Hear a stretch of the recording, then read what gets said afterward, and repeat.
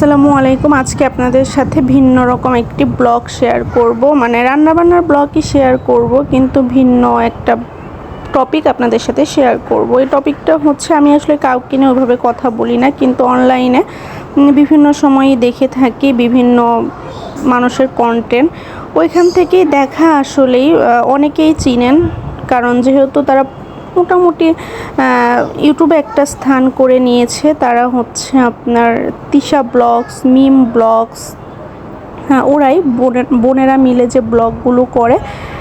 দেখতে থাকুন, কাজ দেখতে থাকুন আর আমার কথা শুনতে থাকুন।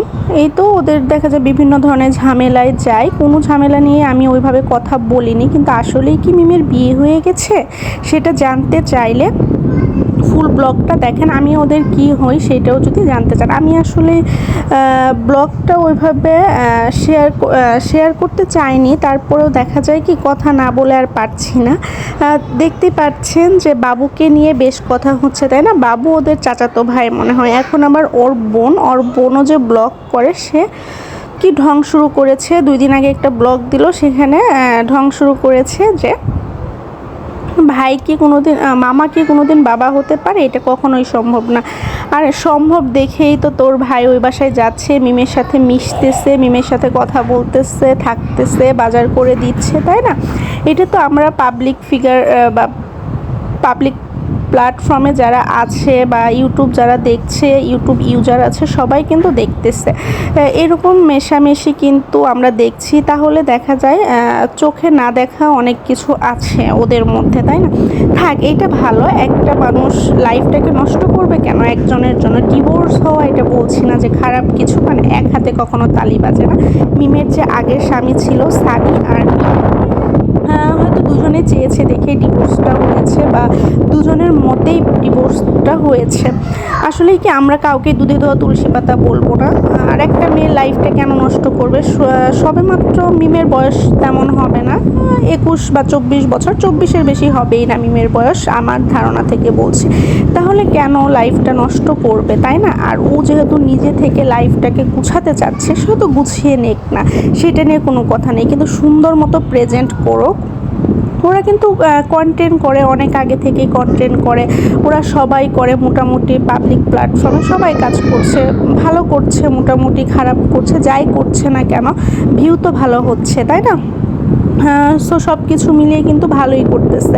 তারপরেও দেখেন এখন যে নাটকটা করছে, নাটক বলবো না আসলে, আমরা ওই 2 মিনিটের ভিডিও দেখে কি বুঝতে পারি, সেখান থেকে অনেক কিছু বুঝি। কিন্তু আমরা দেখা যায় একজন মানুষ এক একজনের ব্লগে গিয়ে এক এক রকম কমেন্ট করছি। দেখা যায় যে মিম একটা ব্লগ দিয়েছে, সেখানে অনেকেই আমরা বলেছি বা দেখেছি কমেন্ট করেছেন যে বিয়ে করে ফেলুন, বিয়ে করলে লাইফটা সুন্দর হবে। আবার দেখলাম ওর বোনের ভিডিওতে যে এক একজন যারা এইগুলো লিখেছেন যে মিমের ব্লগ ভিডিও নিচে যে বিয়ে করে ফেলেন ভালো হবে, তারাই আবার বাবুর বোনের ব্লগে গিয়ে বা ব্লগ ভিডিওতে গিয়ে কমেন্ট করেছেন যে আসলে মিম ঘরোয়া মেয়ে না, একে বিয়ে করায়েন না, আপনারা মত দিয়েন না। আসলেই কি আমরা মানুষই খারাপ, তাই না? আমরা মানুষের ভালো চাই না, মানুষকে ভালো দেখতে পারি না। ভালো থাকুক, ভালো খাক, ভালো পড়ুক, ভালো জায়গায় যাক। আমরা চাই একটা মানুষ ভালো জায়গায় গেলে তাকে টেনে কত দূর নিচে নামাতে পারি, ভালো স্থানে গেলে সেই স্থানটা কিভাবে তাকে মেরে কেটে দখল করতে পারি, এবং কি ভালো খাবার খেলে সেই খাবারটা কিভাবে আমরা তার প্লেটের সামনে থেকে তুলে দিতে পারি। এই চিন্তাগুলি আমরা করি, কখনো চিন্তা করি না সে ভালো আছে, ভালো খাচ্ছে, ভালো পড়ছে, আরও ডেভেলপ হোক। এর কারণেই মনে হয় আমরা বাংলাদেশের মানুষ পিছিয়ে আছি, তাই না? আসলে কি লাইফটা আসলে অনেক সুন্দর গুছিয়ে নিতে পারলে। যদি না গুছাতে পারি, লাইফটা কিছুই না। টাকা পয়সা, ধন দৌলত এগুলো কিছুই না যদি লাইফটাই সেটেল না হয়। এখানে প্রত্যেকটা মানুষের, প্রত্যেকটা মেয়ের, প্রত্যেকটা ছেলের উচিত নিজের লাইফটাকে সুন্দর মতো গুছিয়ে নেওয়া। এর কারণে যাক না, ওরা গুছিয়ে নেক, যদি ভালো থাকতে পারে, ফ্যামিলি সেটা গুছিয়ে দেখ বা ফ্যামিলি মত দেখ, আমাদের সমস্যা কোথায় বলেন? আমার কাছে না এই জিনিসটা দেখে রাগ হয়েছে। তো ডিভোর্সের বিষয়টা, যে অনেকে আবার বলেন যে ভালো হলে কি ডিভোর্স হতো? আসলে এক হাতে তালি বাজে না, তাই না? আমরা তো আর ওদের সাথে থাকিনি, আমরা শুধু ওদের কন্টেন্টগুলো দেখি। ওইখান থেকে কে ভালো কে মন্দ আমরা জাজ করতে পারি না, তাই না? আমরা চোখ দিয়ে দেখি, মুখ দিয়ে কথা বলি এবং হাত দিয়ে কমেন্ট করে যাই, তাই না? কমেন্ট অনেক কিছুই করতে পারি, যে যেমন মেন্টালিটি সে তেমন মেন্টালিটির কমেন্টই করে থাকেন। আসলে সেটা নিয়ে প্রবলেমের কিছু নেই, করেন, সেটাও আমার কিছু না, যেহেতু আমার বোন ভাগ্নি না, তাহলে আমার কি বলেন, আমার কিছু। তারপর পাবলিক ফিগারে কাজ করে, আমি একজন পাবলিক হিসেবে কথা বলছি ওদের সম্পর্কে।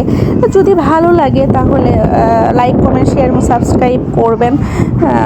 দেখা যায় কি আমার কাছে না ভালো লাগলো, মানে জিনিসটা খারাপ লাগলো দেখে যে একই মানুষ একই পার্সন একবার মিমের ব্লগে গিয়ে এক কথা বলছি, বাবুর বোনের ব্লগে গিয়ে এক কথা বলছি, আবার তিশা আপুর ব্লগে গিয়ে দেখেছি অনেকেই বলছেন যে দেখে শুনে বিয়ে দিয়েন, বাবু ছোট না, কিভাবে বিয়ে দিবেন, দেখে দিয়েন, একবার বিয়ে হয়েছে সেখান থেকে চলে এসেছে। বলবো না যে খারাপ কিছু বলছেন, হ্যাঁ আসলে ওরা এখনও ছোট মানুষ, বাবু কিন্তু অনেক ছোট, মিমের চাইতে মাত্র 1 বছর 1.5 বছরের বড়, আমি ছোটই বলবো। সব কিছু বুঝে শুনে করাই ভালো। একবার যেহেতু লাইফে একটা অ্যাক্সিডেন্ট হয়ে গিয়েছে, সেটা নিয়েও ব্লেম করে। এই সমাজে অনেক মানুষকে দেখেছি যে একজনের কিছু হলে, যেমন একটা মেয়ে ডিভোর্স হয়েছে, মেয়েকেই ব্লেম করে। কেন ভাই মেয়েকে ব্লেম করো? মেয়েকে কেন জাস্ট করো? এখানে ছেলেকে কি জাস্ট করতে পারো না? ছেলেরা কি দুধে ধোয়া তুলসী পাতা হয়? দুধে ধোয়া তুলসী পাতা হয় না। আবার অনেক ফ্যামিলি দেখেছি যে মেয়েদের, অনেকের কাছেই দেখি যে মেয়েদের সুনাম, আমার মেয়ে অনেক ভালো সংসার করতে পারেনি। আরে ভাই মেয়েদের সুনামও কেন করতে হবে? যেখানে দেখেছো যে সংসার ভেঙে গিয়েছে, এটা চাপা দিয়েই রাখো না কেন?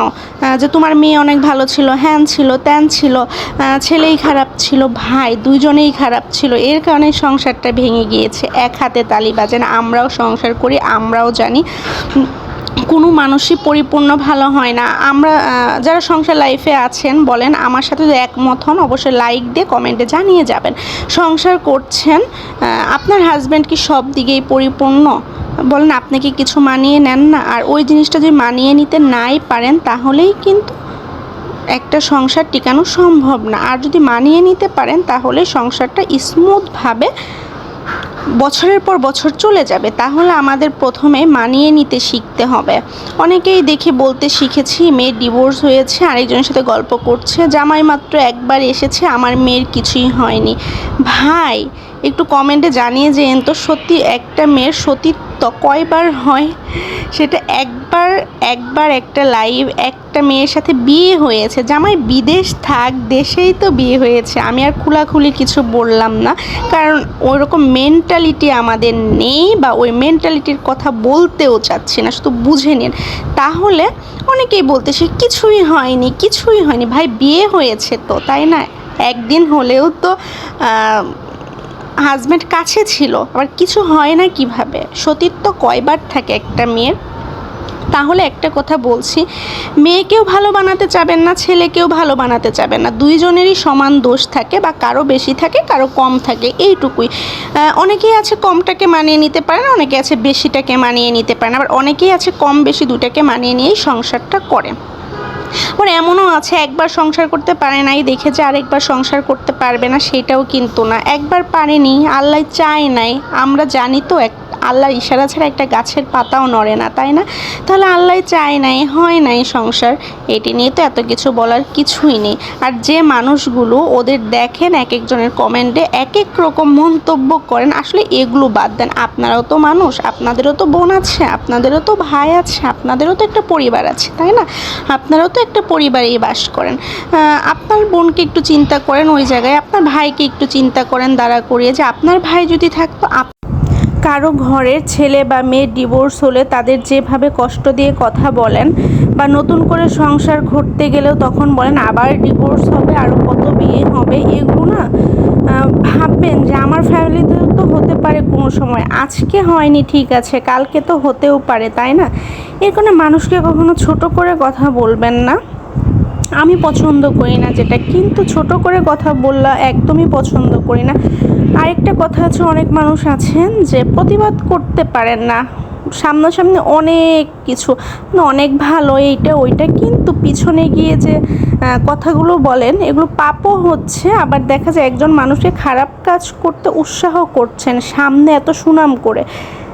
যা সত্য সেটা মুখে বলে দিবেন, তাই বলে যে ছোট করে বলবেন তা না, যতটুকু গুছিয়ে বলা যায় ততটুকু বলবেন। সে হয়তো বুঝবে, এইভাবে বলবেন, বুঝে যাতে ওই কাজগুলো না করে। আসলে মিম আর বাবুকে নিয়ে কথাগুলো বললাম এর কারণেই যে আসলে কি নতুন করে সংসারটা গুছাক বা করুক, দুজনই বাচ্চা মানুষ তো, ফ্যামিলি বুঝিয়ে বা ফ্যামিলি অনেক কিছু ওদেরকে বুঝিয়ে বলে যদি নতুন করে সংসারটা ওরা গুছাতে পারে, সমস্যা কি, আরও তো ভালো। দুজন মানুষ ভালো থাকলে ওদের একটা মেয়ে আছে সেটাও কিন্তু ভালো থাকবে, তাই না? বাচ্চাটার জন্য বেশি খারাপ লাগে, সবাই যখন বাবা বলে ডাকে ওর কিন্তু বাবা বলে ডাকার কেউ নেই। শারমিন আপু, তোমাকে আরেকটা কথা বলছি, যে তুমি যে বললা মামা কি কখনো বাবা হতে পারে? অবশ্যই হতে পারে, ওটা তো আর ওর আপন মামা না, ওটা ওর চাস্তো মামা। মামা অবশ্যই বাবা হতে পারে। মানুষ যদি চাস্তো ভাইয়ের সাথে বোনের বিয়ে হতে পারে, তাহলে চাস্তো মামা কেন বাবা হতে পারবে না? এই কথাটা তোমার ভুল ছিল, যে আসলে আমরা কিভাবে রাজি হব, মামা কি বাবা হতে পারে? অবশ্যই পারবে, কারণ ওটা তো ওর আপন মামা না। চাচাতো ভাই বোনের সাথে যদি বিয়ে হয় তাহলে অবশ্যই পারবে, সমস্যা নেই। আর যদি আর মিমদের ফ্যামিলিতেও আসলে মিমের অনেক বড় ভাই বড় বোন আছে, তারা দেখে শুনে সব কিছু করবেন আশা করছি। এই বিষয় নিয়ে আর কোনো কথা আমি বলতে চাচ্ছি না, কিন্তু কখনো যদি বলা লাগে তাহলে অবশ্যই বলবো। ভালো থাকবেন, সুস্থ থাকবেন, আল্লাহ হাফেজ। দেখা হবে নতুন কোনো ব্লগ ভিডিওতে নতুন কোনো টপিক নিয়ে। আশা করছি আপনারা সবাই পাশেই থাকবেন। আল্লাহ হাফেজ।